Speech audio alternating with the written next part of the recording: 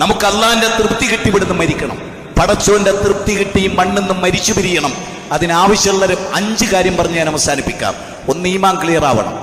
അല്ലദീന ആമനൂ വലം യൽബിസു ഈമാനഹും ബിദ്ദുൽം, ഈമാൻ ദുൽമ വരരുത്. 2, കർമ്മങ്ങൾ ഭംഗിയാകണം. ഏറ്റവും അല്ലാഹുവിന് ഇഷ്ടം നമസ്കാരം കൃത്യമായിട്ട്. അയ്യുൽ അമാലു അഹബ്ബു ഇലല്ലാഹി തആല, ഏറ്റവും കേമമായ പ്രവൃത്തി ഏതാ? അസ്സലാത്തു ലിവഖ്തിഹാ, നിസ്കാരം അതിന്റെ വക്തിന് നിർവഹിക്കലാണ്.